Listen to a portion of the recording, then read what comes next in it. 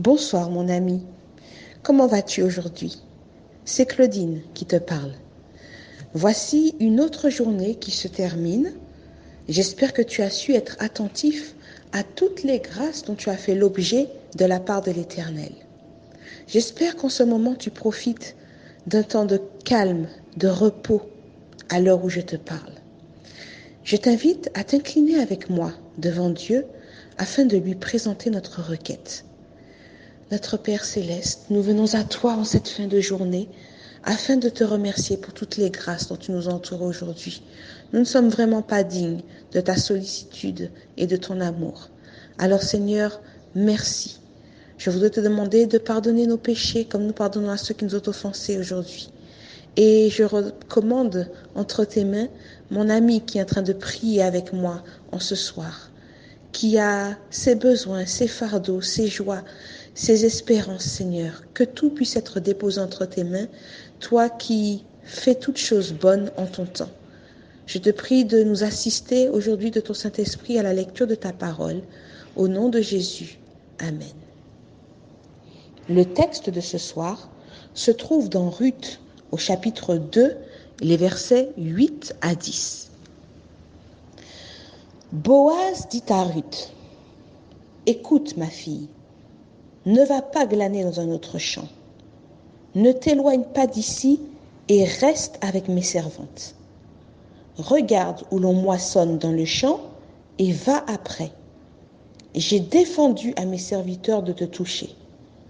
Et quand tu auras soif, tu iras au vase et tu boiras de ce que les serviteurs auront puisé. » Alors elle tomba sur sa face et se prosterna contre terre et elle lui dit, « Comment ai-je trouvé grâce à tes yeux pour que tu t'intéresses à moi qui suis une étrangère ?»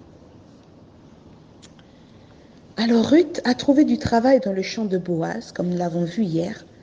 Boaz est un proche parent de sa belle-mère Naomi, ce qu'elle ignore encore. Celui-ci, en entendant le rapport qui lui est fait sur Ruth, semble être gagné par le respect et la compassion envers cette femme étrangère. Hier, nous avons évoqué le caractère de la femme vertueuse selon Dieu. Ici, la Bible nous esquisse celui que Dieu attend de l'homme à travers l'attitude de Boaz. Puisque Ruth s'est placée sur son chemin en venant glaner dans son champ, il décide de lui garantir secours et protection.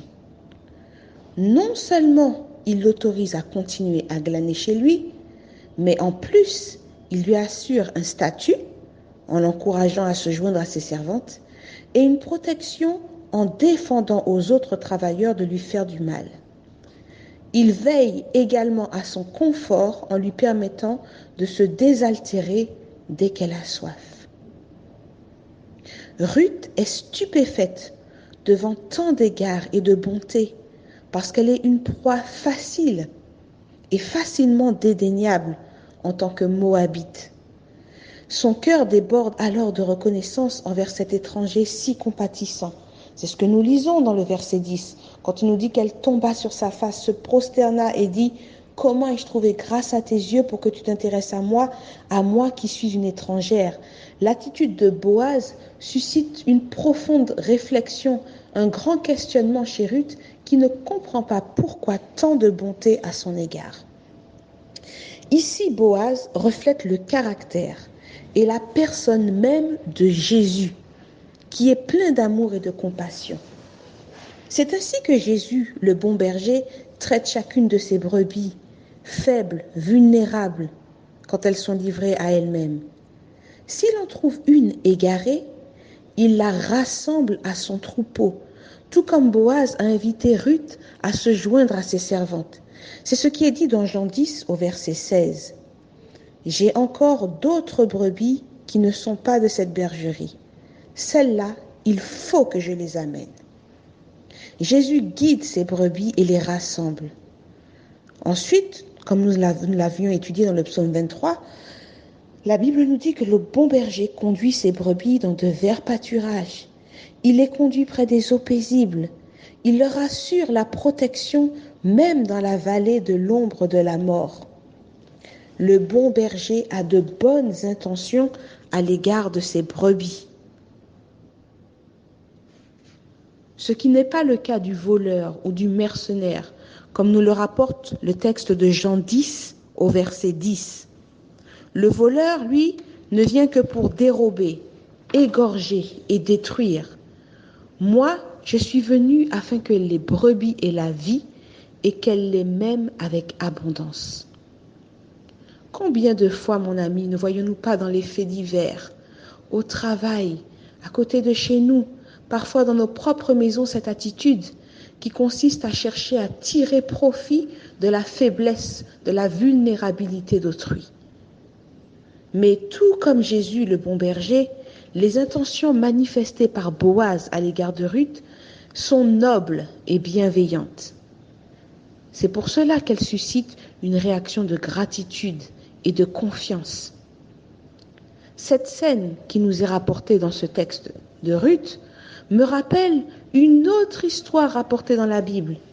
Je pense que tu sais de quelle histoire il s'agit. Il s'agit de cette femme qui a versé du parfum sur les pieds de Jésus. Elle se trouve dans le livre de Luc 7, les versets 36 à 38.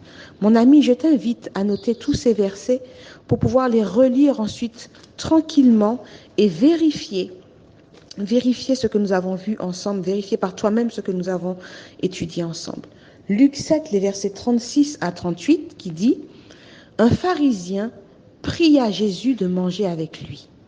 Jésus entra dans la maison du pharisien et se mit à table.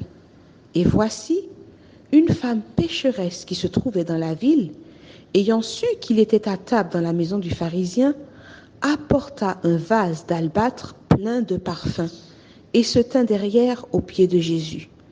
Elle pleurait, et bientôt elle les mouilla de ses larmes, puis les essuya avec ses cheveux, les baisa et les oignit de parfum. Le pharisien qui l'avait invité, voyant cela, dit en lui-même, si cet homme était prophète, il connaîtrait qui et de quelle espèce est la femme qui le touche. Il connaîtrait que c'est une pécheresse. Tu pourras continuer de lire ce texte tranquillement, au calme, tout seul, juste après. Vois-tu, dans ce passage, on nous dit que Simon et les autres personnes en présence considéraient le passé de cette femme, ses péchés, son vécu. Tandis que Jésus, là où les hommes voyaient une pécheresse, Jésus, lui, voit l'une de ses brebis à sauver. De même, dans l'histoire de Ruth, là où les Israélites voyaient une femme étrangère, une Moabite, idolâtre, avec un passé méprisable à l'égard du peuple d'Israël, Boaz, lui, a vu une âme à secourir. Encore aujourd'hui, le Seigneur Jésus s'abaisse auprès de chaque être humain, discernant en lui, malgré sa condition de pécheur, une âme d'une valeur inestimable à sauver. Gardons-nous, mon ami, de manifester l'esprit du mercenaire qui ne vient que pour tirer son propre intérêt de la faiblesse des autres. Tout comme Dieu nous fait grâce, demandons-lui de mettre dans nos cœurs les mêmes dispositions que lui.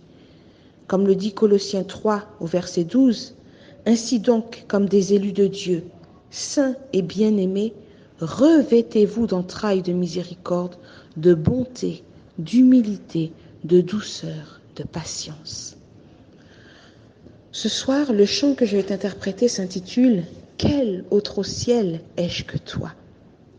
Pour pouvoir avoir le caractère de Jésus, il nous faut apprendre à le regarder, à poser continuellement nos yeux sur lui, sur son caractère et sur ses actions. Je te lis la première strophe. « Quel autre au ciel ai-je que toi, ô mon Dieu, mon Sauveur?